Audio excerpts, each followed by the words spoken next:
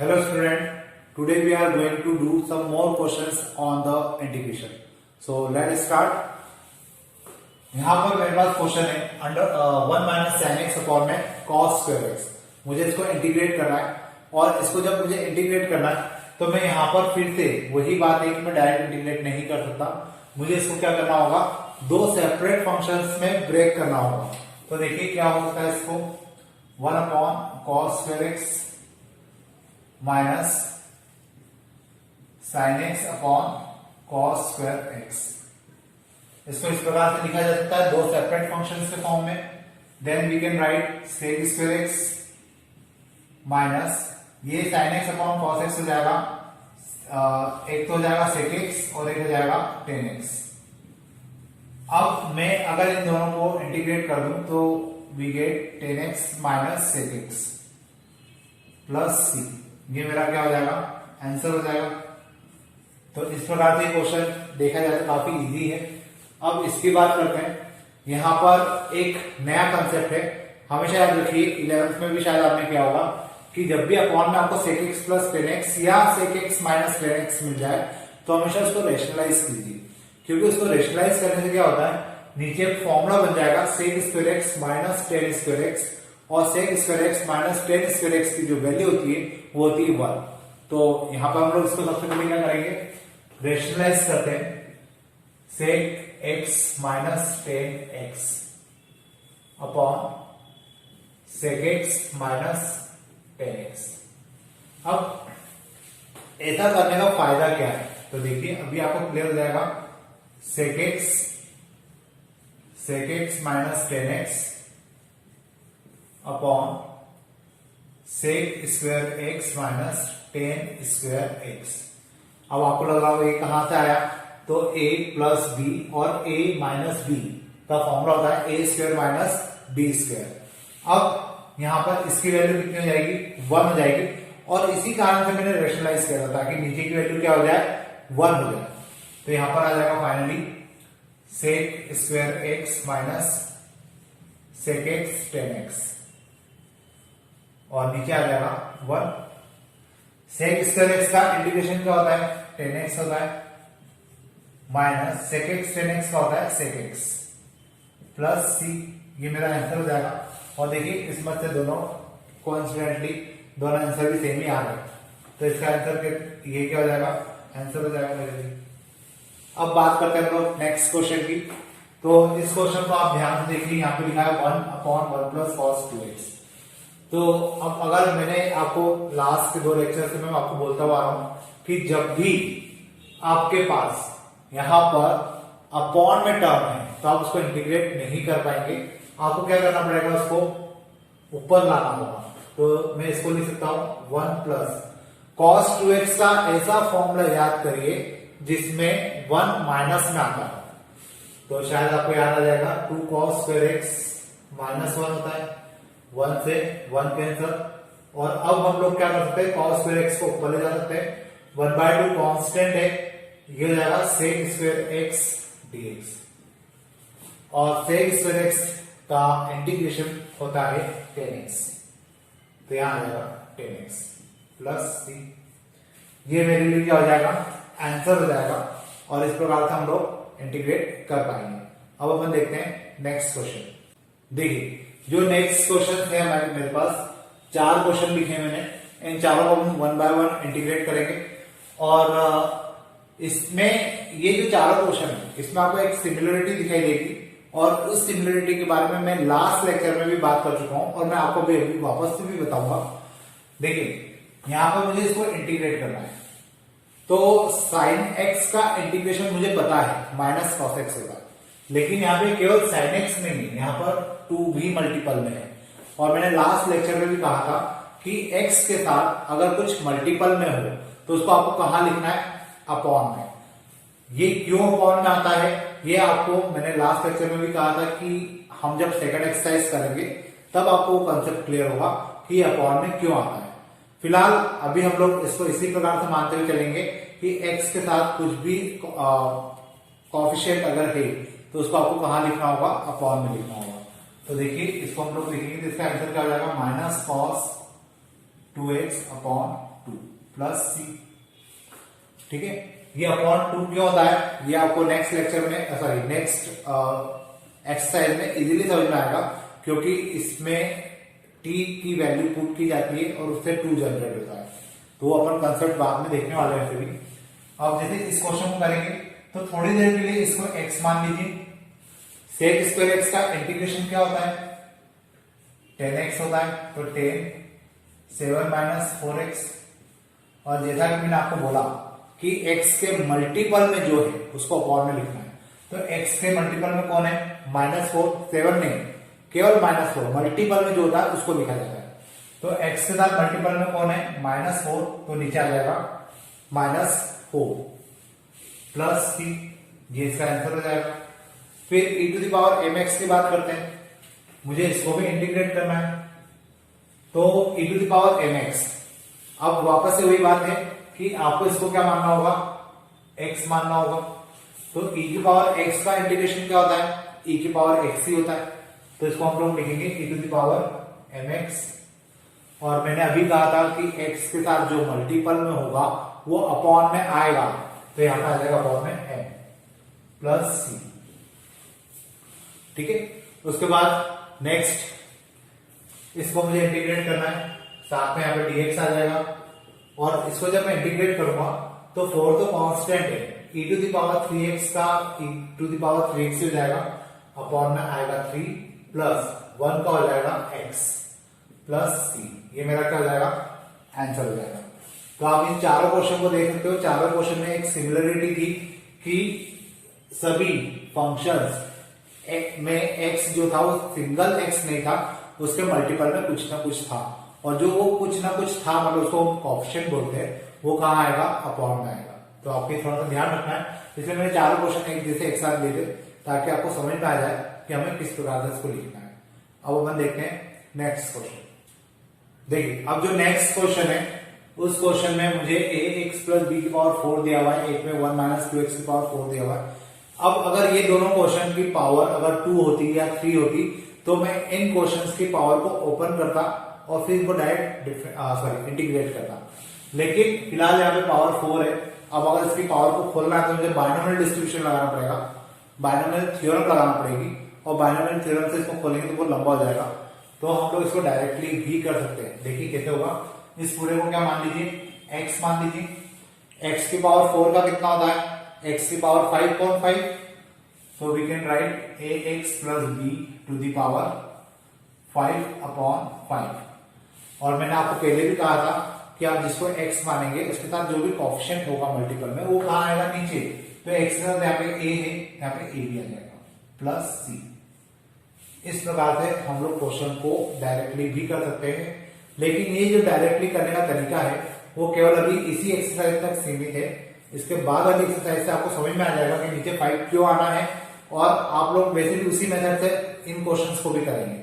अभी तो हम लोग लर्निंग फेज में है, तो अभी तो मैं आपको डायरेक्टली बता रहा हूँ, लेकिन जब आप लोग ये चैप्टर सीख चुके होंगे, ये चैप्टर आपको आता होगा, तो उस कंडीशन में आप लोग क्या कर पाएंगे, इन क्वेश्चन को भी आप लोग वैल्यू पुट करके ही करेंगे, वो आपको समझ में आ जाएगा धीरे धीरे। अब अपन देखते हैं एक और नेक्स्ट क्वेश्चन।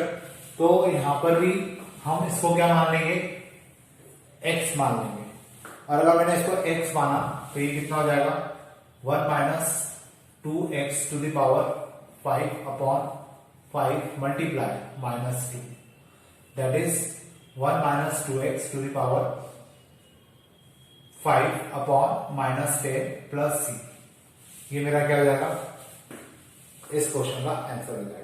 तो होपफुली आपको समझ में आया होगा। अब अपन देखते हैं next question.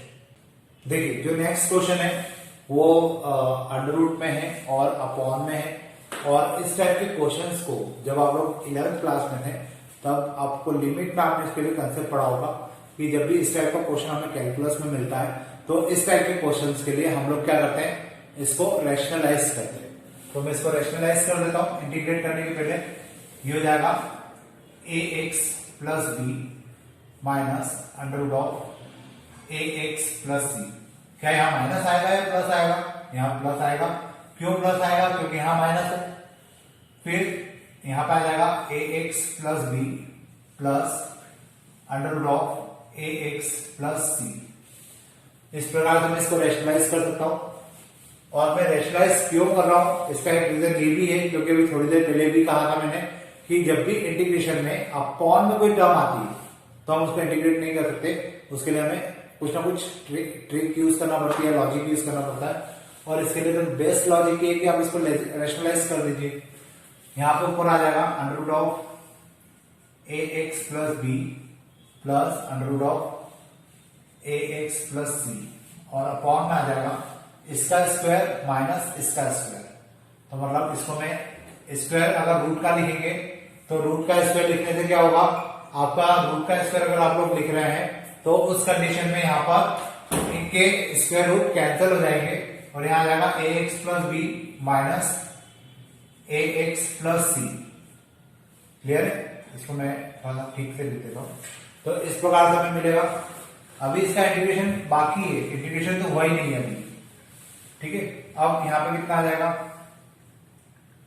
Under root of a x plus b plus under root of a x plus c upon यहां आ जाएगा a x plus b minus a x minus c. ये दोनों टर्म आपस में कैंसिल हो जाएगी और b माइनस सी जो है वो कांस्टेंट है, तो मैं उसको आगे लिख सकता हूं 1 upon b minus c integration of under root of a x plus b plus under root of a x plus सी।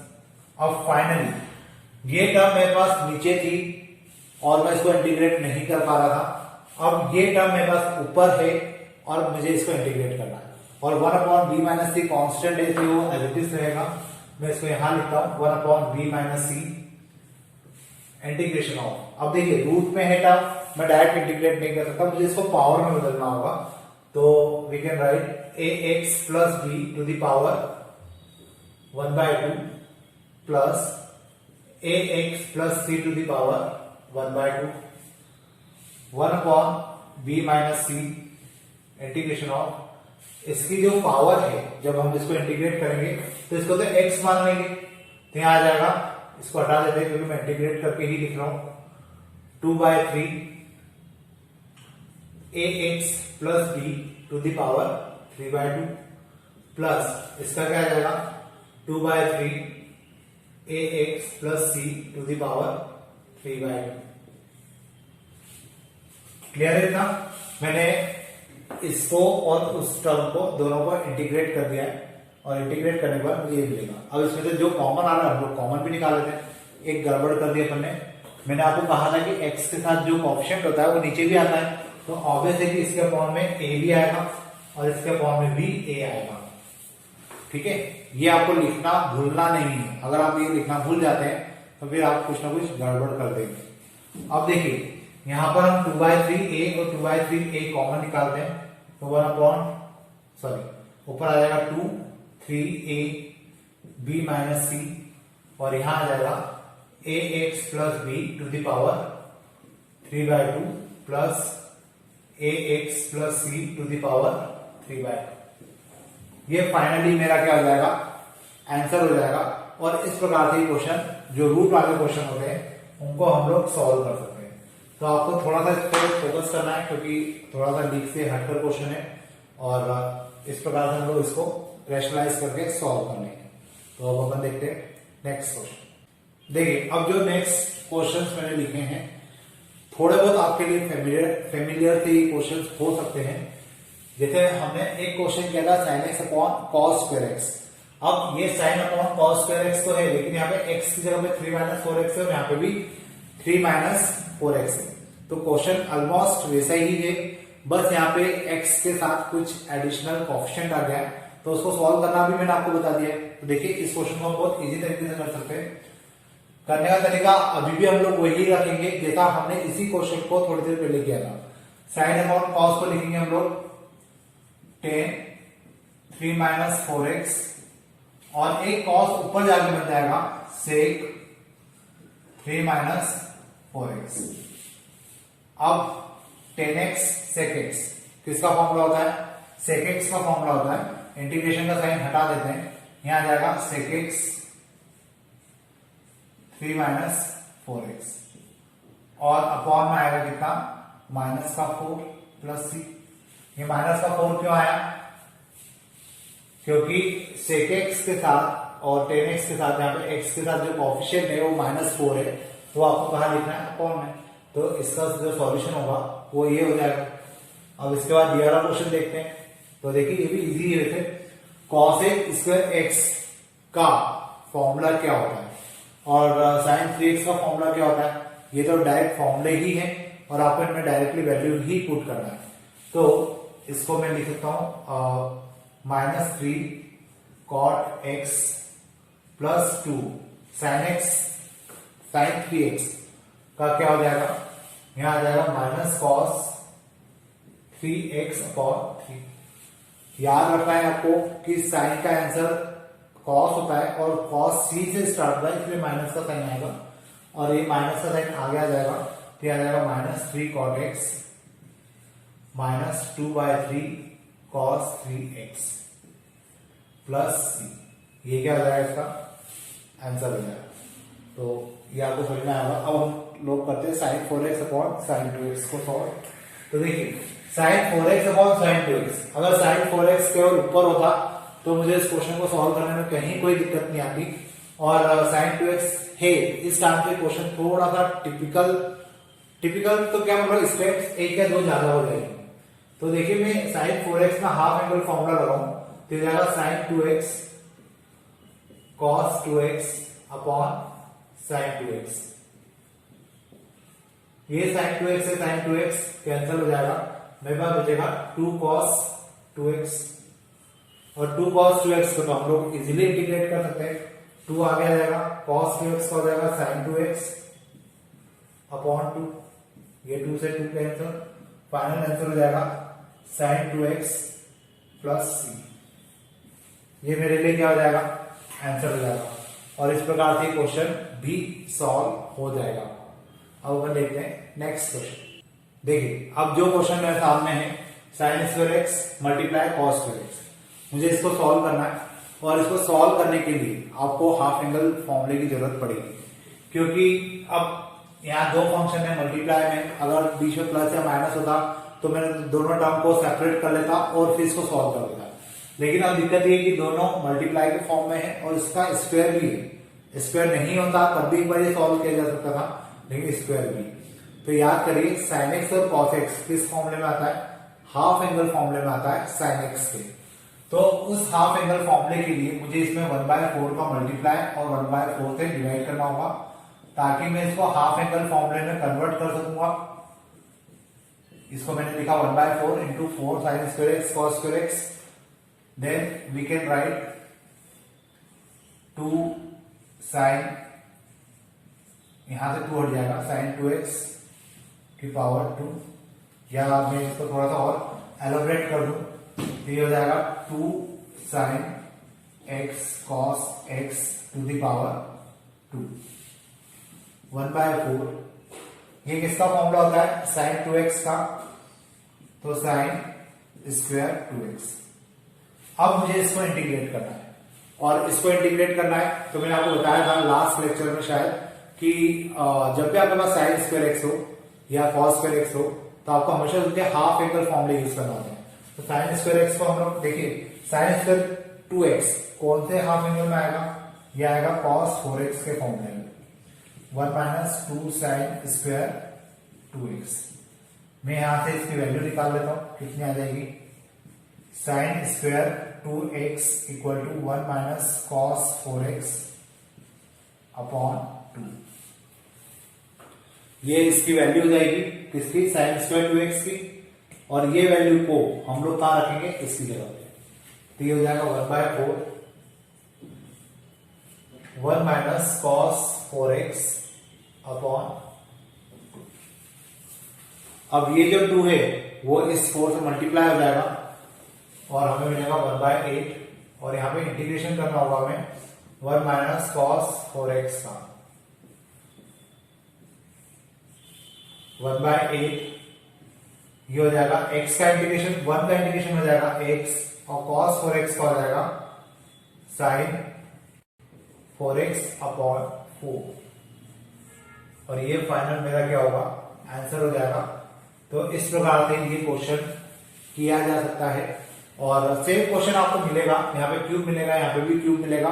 तो उस कंडीशन में आप 1/8 और यहाँ पे 1/8 लिखकर इसको सॉल्व करेंगे और ये आपका क्वेश्चन हो जाएगा। तो आज हमने जो क्वेश्चंस किए उनको आप लोग एक बार वापस से करके देखिए, उनके ऊपर बेस्ड क्वेश्चंस कीजिए। अभी भी एक्सरसाइज चल रही है और जो हमारा नेक्स्ट लेक्चर होगा वो इसी एक्सरसाइज के ऊपर होगा। तो अभी और भी क्वेश्चंस बाकी है, मैं करवाने वाला हूँ आपको। तो आप भी थोड़े से क्वेश्चन की प्रैक्टिस करिए और प्रॉब्लम आती है तो मेरे साथ शेयर कीजिए। We will do some more questions on the integrations. So let us start. Here I have sin 2x multiply cos 3x and I have to integrate this function. So अब हम यहाँ पर क्या कर सकते हैं, जबकि हमारे पास एक sin 2x है और एक cos 3x है। अभी जो लास्ट लेक्चर बना था तो उसमें भी हमने इसी टाइप का एक क्वेश्चन देखा था, जो लास्ट क्वेश्चन था जिसमें हमने sin square x और cos square x वाले क्वेश्चंस को सॉल्व किया था। तो आपको याद होगा कि वहां पर हमने 1/4 और 4 का मल्टीप्लाई किया था, जिसके कारण वो फॉर्मूला बन गया था। अब यहाँ पर अगर मैं 2 का मल्टीप्लाई डिवाइड कर दूं तब भी ये फॉर्मूला नहीं बन पाएगा, क्योंकि साइन के साथ यहाँ पर अलग एंगल है और कॉस के साथ यहाँ पर अलग एंगल है। तो इस कंडीशन में यहाँ पर फॉर्मूला बनना पॉसिबल नहीं होगा। और जब ये फॉर्मूला नहीं बनेगा तो हम लोग यहाँ पर हमें कोई दूसरा तरीका यूज करना पड़ेगा। तो यहाँ पर आपको याद हो लास्ट ईयर 11th क्लास में आपने एक फॉर्मूला पढ़ा था 2 sin a cos b का। तो वो फॉर्मूला हम लोग यहाँ पे अप्लाई करेंगे और उससे इस क्वेश्चन को सॉल्व करने की कोशिश करेंगे। तो देखिए 2 sin a cos b का फॉर्मूला बनाने के लिए पहले हमें यहाँ पे क्या करना होगा, 2 से मल्टीप्लाई डिवाइड करना होगा। So it is 2 sin 2x and cos 3x। अब आपको फॉर्मूला याद होना चाहिए कि 2 sin a cos b का फॉर्मूला होता है sin a plus b plus sin a minus b। तो आपको ये फॉर्मूला इसको अप्लाई करना चाहिए। So we get 1/2 integration of sin a plus b मतलब 2x plus 3x and it is 5x plus sin a minus b means 2x minus 3x, 2x minus 3x और इसके बाहर आ जाएगा dx। 1/2 यहां पे ब्रैकेट बंद कर देते हैं। 1/2 integration of sin 5x and it is minus sin x। अब माइनस का साइन क्यों आ रहा है, क्योंकि 2x में से अगर एक 3x को माइनस करेंगे तो माइनस का साइन जनरेट होगा और वो माइनस का साइन आगे आ जाएगा तो minus sin x। Now we will integrate it 1/2 sin 5x का हो जाएगा minus cos 5x upon 5 plus cos x। और वी कैन राइट, इसको आगे लिख देते हैं, इसको पीछे लिख देते हैं। तो the answer will be 1/2 cos x minus cos 5x upon 5। ये मेरा आंसर हो जाएगा। तो इस प्रकार से मैं क्वेश्चन को सॉल्व कर सकता हूँ। अब इसमें का एक और क्वेश्चन मैं आपके साथ शेयर करता हूँ, तो आपको थोड़ा समझ में आ जाएगा कि किस प्रकार का हमें क्वेश्चंस को करना है। तो अपन देखते हैं नेक्स्ट क्वेश्चन। देखिए अब जो क्वेश्चन आपके सामने है cos 2x, cos 4x, cos 6x into dx। मुझे इस क्वेश्चन को इंटीग्रेट करना है। और अब यहाँ पे तीनों फंक्शन आपके क्या है, मल्टीप्लाई के फॉर्म है। तो इस क्वेश्चन को आप डायरेक्टली इंटीग्रेट नहीं कर सकते, आपको यहाँ पे कुछ फॉर्मूला अप्लाई करना पड़ेगा, इनको टर्म्स के फॉर्म में ब्रेक करना पड़ेगा। तो हम लोग यहाँ पे क्या करेंगे, फिर से हम लोग जैसे भी हमने लास्ट क्वेश्चन में किया था, यहाँ पे 2 से मल्टीप्लाई और डिवाइड करेंगे। तो यहाँ पर हमें मिलेगा 2 cos 2x cos 4x और यहाँ पर हम लोग cos 6x को थोड़ी देर के लिए बाहर रख देते हैं, क्योंकि फॉर्मूला एट ए टाइम किन्हीं दो फंक्शन में ही लग पाएगा। तो यहाँ पर आ जाएगा 1/2, यहाँ पर फॉर्मूला अप्लाई करेंगे तो ये हो जाएगा cos 6x plus cos 2x, इसको नहीं लगाते 2x and it is cos 6x। मुझे इस पूरे फंक्शन को इंटीग्रेट करना है और साथ में आ जाएगा dx। अगर आपको कंफ्यूजन है कि ये फॉर्मूला कैसे आया तो मैं आपको बता दूं कि 2 cos a cos b के लिए फॉर्मूला होता है cos a plus b plus cos a minus b। ये फॉर्मूला मैंने यहाँ पे अप्लाई किया है। अब आपको ऐसा लगेगा 2x में तो 4x माइनस किया तो माइनस का साइन आना चाहिए था यहाँ पर, लेकिन आपको ये भी पता होना चाहिए कि cos minus theta cos theta होता है, इसलिए मैंने उस माइनस के साइन को इग्नोर करके सीधे cos 2x लिखा है। अब इसके बाद इस cos 6x का अंदर मल्टीप्लाई करते हैं, इसका multiply, so we get 1/2 cos square 6x plus cos 2x multiply cos 6x। अब देखिए मुझे अगर इस क्वेश्चन को सॉल्व करना है तो इसको तो मैं डायरेक्टली इंटीग्रेट नहीं कर सकता। मैंने आपको एक या दो लेक्चर पहले भी कहा था कि जब भी आपके पास cos स्क्वायर या sin स्क्वायर वाली टर्म हो तो इसमें हाफ एंगल फॉर्मूला लगेगा और इसमें हमें फिर से यही फॉर्मूला अप्लाई करना होगा इस क्वेश्चन में। और यहाँ पे हमारे पास क्या कम है, अगर फॉर्मूला अप्लाई करना तो 2 की कमी है, तो हम इस पूरी इक्वेशन को वापस से 2/2 करेंगे और 2/2 करने के बाद क्या होगा, हमारे क्वेश्चन आगे सॉल्व होगा। तो देखिए मैं यहाँ पे लिख देता हूँ 1/4, यहाँ पे आ जाएगा integration of 2 cos square 6x plus integration 2 cos 2x and cos 6x। इस प्रकार से मैं लिख सकता हूं। अब यहां पर आप लोग देखिए इसको हाफ एंगल फॉर्मूला मुझे लगाना है, तो मैं यहां पे लिखता हूं 1/4। अब आपको ये बता दूं कि cos स्क्वायर 6x किसके हाफ एंगल फॉर्मूले में आएगा, तो याद करिए cos 12x का जो फॉर्मूला होगा वो हो जाएगा 2 cos square 6x minus 1।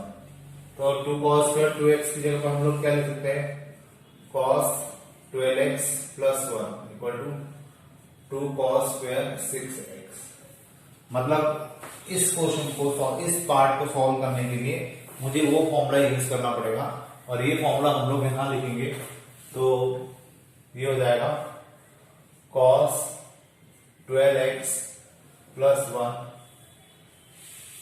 Plus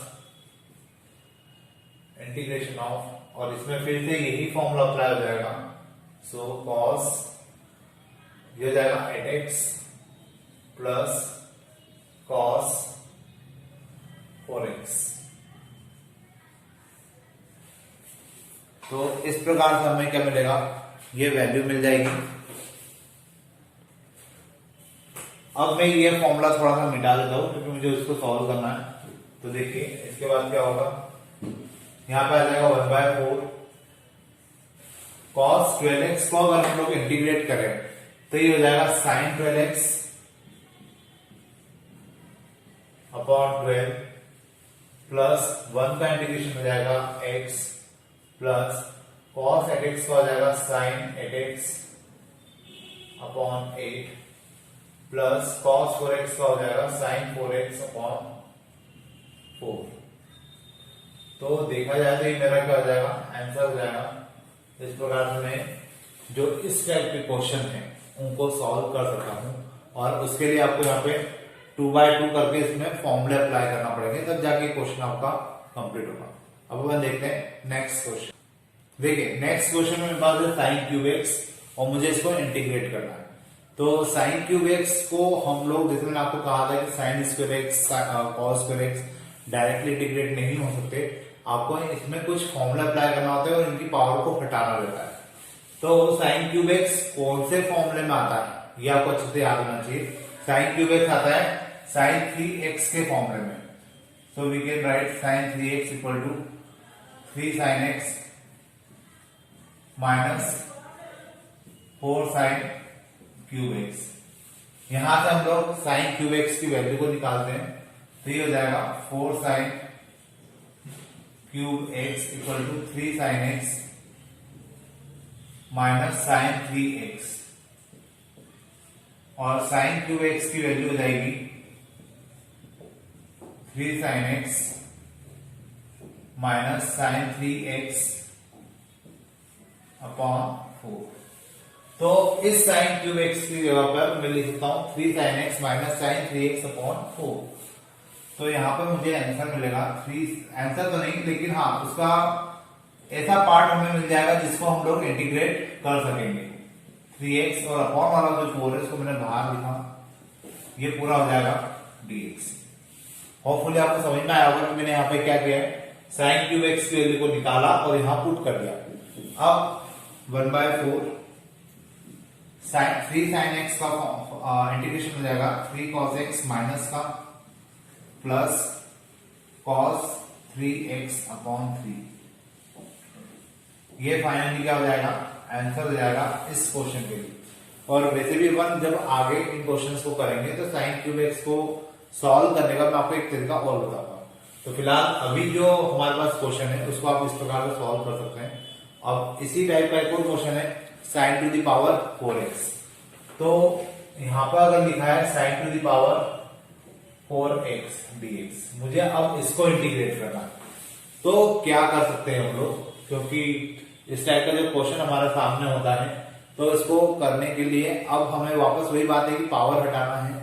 तो हम लोग इसको क्या लिखेंगे, इसको हम लोग लिखेंगे sine square x to the power square.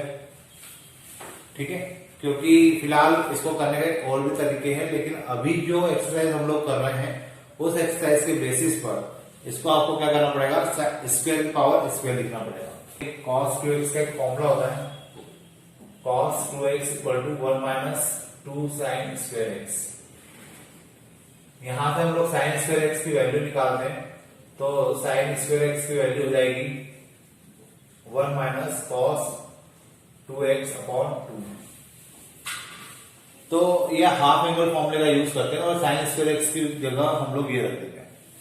तो यहां पे मैंने रखा 1 minus cos 2x upon 2 to the power 2।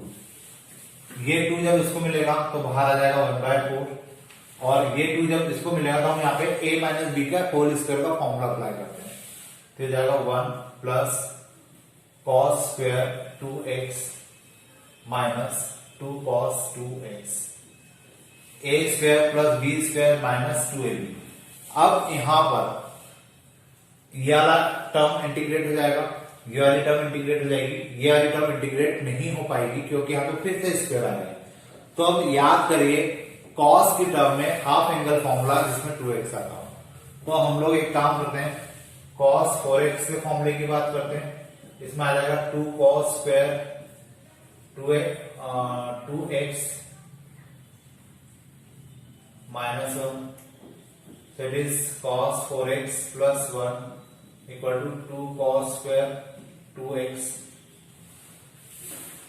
यहां से मुझे cos square 2x की वैल्यू मिल सकती है, ये 2 मैं नीचे ले आता हूं, cos 4x plus 1 divided by 2 equal to cos square 2x। तो इस प्रकार से मुझे cos square 2x की वैल्यू मिल जाएगी, और उस वैल्यू को मैं यहां पे रख देता हूं। इसका और इसका इंटीग्रेशन तो हो सकता है, उसमें कोई दिक्कत नहीं है। तो ये हो जाएगा 1/4, 1 एज इट इज, इसकी जगह पर आ जाएगा cos 4x plus 1 divided by 2 minus 2 cos 2x। अब यहां पर हम लोग इसको सेपरेट कर देते हैं, 1/4 1/2 cos 4x upon 2 plus, sorry यहाँ पे 1/2 नहीं आएगा, यहाँ तो 1 ही है, 1/2 यहाँ पे आएगा क्योंकि इसको सेपरेट किया हमने, माइनस 2 cos 2x 1/4, 1 और 1/2 मिलकर हो जाएगा 3/2 plus cos 4x upon 2 minus 2 cos 2x। तो इस प्रकार से हमें ये सॉल्यूशन मिलेगा। अब मुझे फाइनली इसको क्या करना है, इंटीग्रेट करना है। तो देखिए इसको अब इंटीग्रेट करना इजी होगा, हम लोग इसको इजीली इंटीग्रेट कर सकते हैं। तो इसका आंसर कितना आएगा 1/4, तो एज इट इज ब्रैकेट लगा देता हूं, 3/2 का इंटीग्रेशन हो जाएगा 3/2 x plus cos 4x/2, cos का हो जाएगा sin 4x/4 और अपॉन में 2 पहले से है तो ये हो जाएगा 8 माइनस 2 sin 2x/2,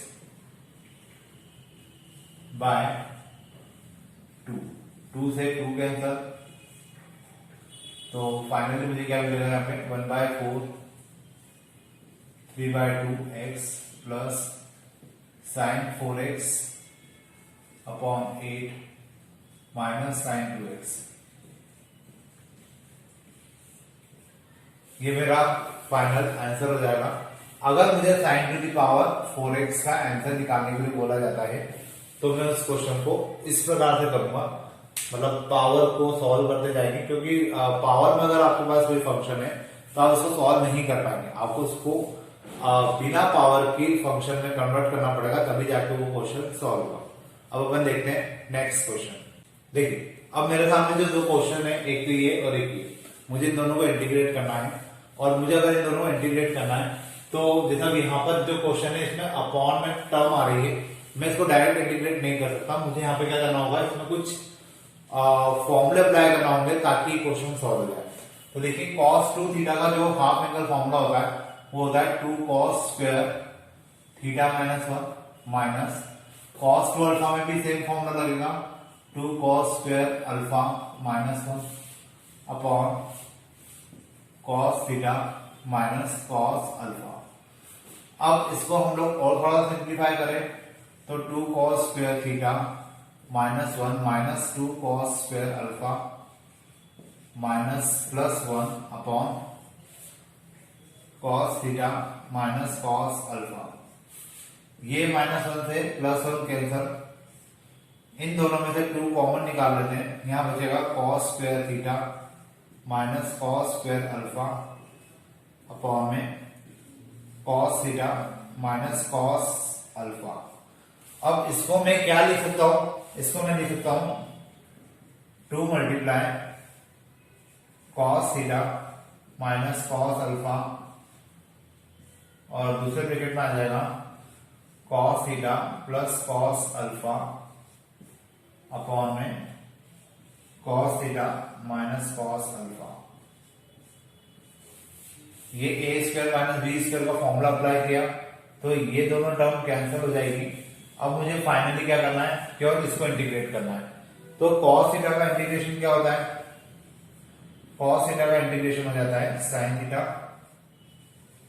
और cos अल्फा का इंटीग्रेशन क्या होता है, आप में से काफी स्टूडेंट बोलेंगे sin अल्फा, लेकिन मैं आपको बता दूं कि हम लोग जो इंटीग्रेशन कर रहे हैं वो विथ रिस्पेक्ट टू थीटा हो रहा है और थीटा के रिस्पेक्ट में अल्फा कांस्टेंट है, तो cos alpha as it is आएगा और यहाँ पे जो इंटीग्रेशन होगा वो केवल थीटा का होगा, मतलब 1 का होगा, तो 1 का इंटीग्रेशन कितना होता है थीटा और cos alpha as it is आ जाएगा। स्टूडेंट यहाँ पे बस यही गड़बड़ करके आते हैं और ये आंसर उनका गलत हो जाता है, जबकि इसका आंसर क्या आएगा sin theta plus theta cos alpha.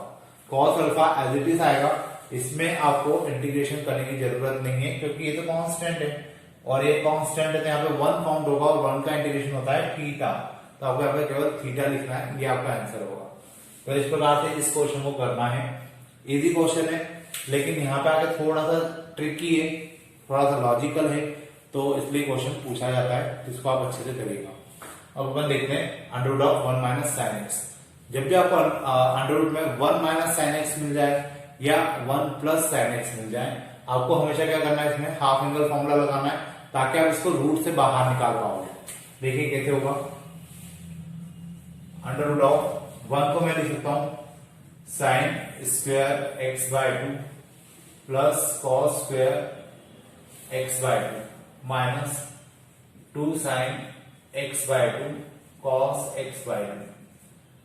यहां पे मैंने 1 को लिखा sine square x/2 plus cos square x/2, ये टर्म तो हम लोग 10th से पढ़ते हुए आ रहे हैं और साइन एक्स का हाफ एंगल फॉर्मूला लगा दिया। ऐसा करने से क्या होगा, ये हो जाएगा under root of sine x/2 minus cos x/2 का होल स्क्वायर इसको लिखा जा सकता है, क्योंकि ये a square plus b square minus 2ab का फॉर्मूला बन जाएगा। तो हम लोग इसको लिख सकते हैं sine x by two minus cos x by two का होल स्क्वायर। स्क्वायर से इसका रूट कैंसिल हो जाएगा और फाइनली आपके पास क्या बचेगा, यहां पे आपके पास बचेगा sine x by two minus cos x by two. अब मुझे इनको इंटीग्रेट करना है। साइन एक्स बाय टू का इंटीग्रेशन होता है कॉस एक्स बाय टू और ये हो जाएगा माइनस का अपॉन में 1/2 plus cos x by two का होता है साइन एक्स बाय टू और ये हो जाएगा 1/2। इसको मैं थोड़ा सा सिंपल करके लिखूं तो हो जाएगा 2 times sine x by two minus cos x by two. तो मेरे लिए ये आंसर हो जाएगा। और हो सकता है मैं आपको एक बार थोड़ा सा एडिशनल कुछ बता दूं, हो सकता है किसी बुक में ये कॉस एक्स बाय टू आगे और साइन एक्स बाय टू पीछे दिया हो और उस कंडीशन में कॉस माइनस का साइन कॉमन आ जाएगा और दोनों टर्म प्लस की हो जाएगी, ऐसा भी पॉसिबल है आंसर। क्योंकि इसके लिए कंडीशन होती है, अगर ये जो इंटीग्रेशन हो रहा है वो 0 से π/4 के बीच में हो रहा है, तो 0 से π/4 में साइन ग्रेटर देन होता है कॉस से, तो उस कंडीशन में हम साइन को आगे लिखते हैं। और अगर यही इंटीग्रेशन अगर π/4 से π/2 के बीच की कंडीशंस के लिए हो रहा है तो उस समय cos x बाय टू आगे आता है और sin x बाय टू पीछे आता है। तो इस कारण से ये दोनों टर्म प्लस में आ जाती है। तो आंसर हो सकता है कि ये दोनों प्लस में आ रहा हो और ये वाला आंसर भी पॉसिबल है, क्योंकि यहाँ पे भी हमें कंडीशन गिवन नहीं है कि हमें ये इंटीग्रेशन किस एंगल्स के लिए करना है, कितने एंगल्स के बीच के लिए करना है। तो ये आंसर में दोनों प्लस के भी आ सकते हैं और एक माइनस का जैसा भी आ रहा है, ये भी पॉसिबल है। तो ये डिपेंड करेगा आपको गिवन कंडीशंस के ऊपर। अब यहां पर हमारी इंटीग्रेशन की फर्स्ट एक्सरसाइज कंप्लीट हो जाती है और अब हम लोग चलेंगे नेक्स्ट लेक्चर में सेकंड एक्सरसाइज के ऊपर। तो आज के लिए अपन इतने करते हैं। Thank you.